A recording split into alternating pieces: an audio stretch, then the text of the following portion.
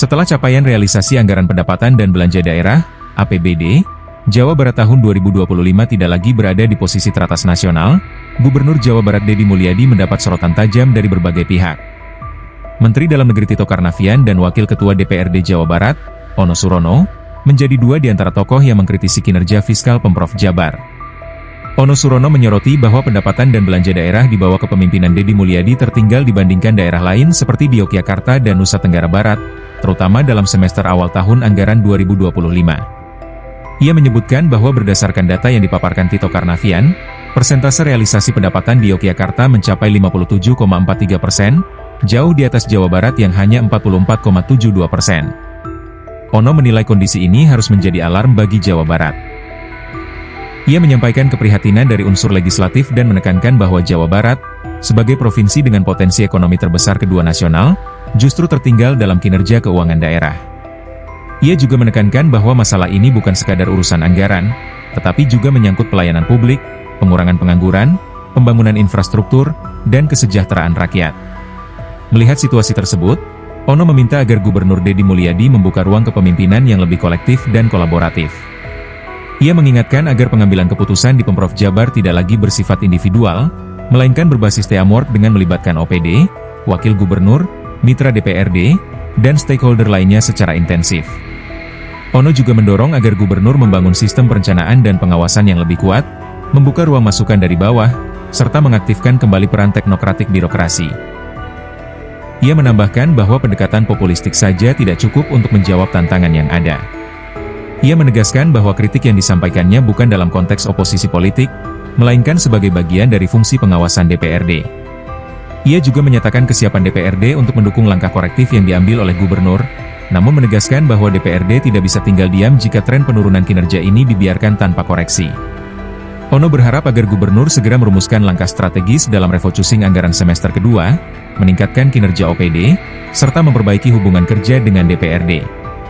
Ia menekankan bahwa rakyat Jawa Barat menaruh harapan besar dan seluruh pihak bertanggung jawab untuk menjawabnya dengan kerja nyata, data, dan kebijakan yang berdampak langsung bagi kesejahteraan masyarakat. Sementara itu, Menteri Dalam Negeri Tito Karnavian sebelumnya juga meminta agar Deddy Mulyadi dan jajarannya segera melakukan evaluasi dan percepatan realisasi anggaran. Tito menyoroti bahwa selama ini Jawa Barat selalu berada di peringkat pertama dalam serapan APBD, namun kini posisinya merosot dan hal itu harus menjadi perhatian serius. Menanggapi kritik tersebut, Deddy Mulyadi menjelaskan bahwa APBD 2025 jauh. Assalamualaikum. Sampurasun, Wilujeng Enjing, wargi Jabar.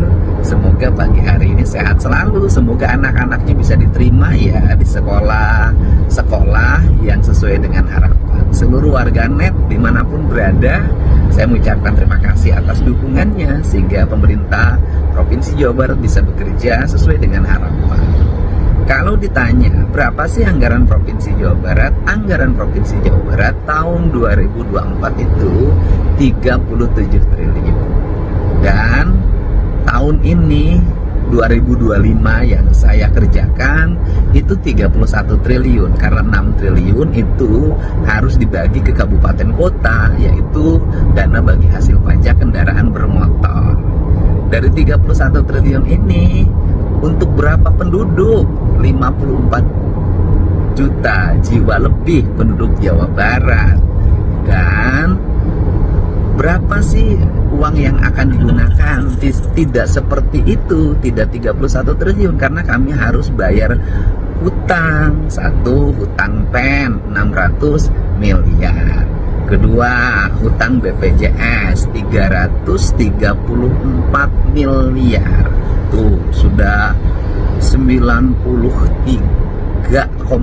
miliar. Kemudian biaya operasional BIJB atau Kertajati, Bandara Kertajati 60 miliar. Tuh sudah 994 miliar. Kemudian biaya operasional untuk Masjid Al-Jabar kurang lebih 40 miliar. Terus kami juga harus membayar nih tunggakan ijazah warga yang belum ditebus 1,2 triliun, dan kemarin kita bayar melalui dana BPMU ya kan, sebagai bentuk kompensasi ijazah yang dikembalikan kepada siswa. Itu totalnya nanti semuanya itu hampir 600 miliar. Nah, kemudian dengan kekuatan uang itulah kami harus melakukan pengetatan, efisiensi, sehingga kita masih bisa melayani kebutuhan-kebutuhan publik Jawa Barat. Kita ingin jalannya pada bagus, penanganan bencana tepat sasaran, harus normalisasi sungai, harus reboisasi gunung, harus melayani pendidikan untuk anak-anak sekolah, harus menyiapkan beasiswa untuk para santri, harus memberikan stimulus juga bagi orang-orang yang memberikan layanan di bidang keagamaan.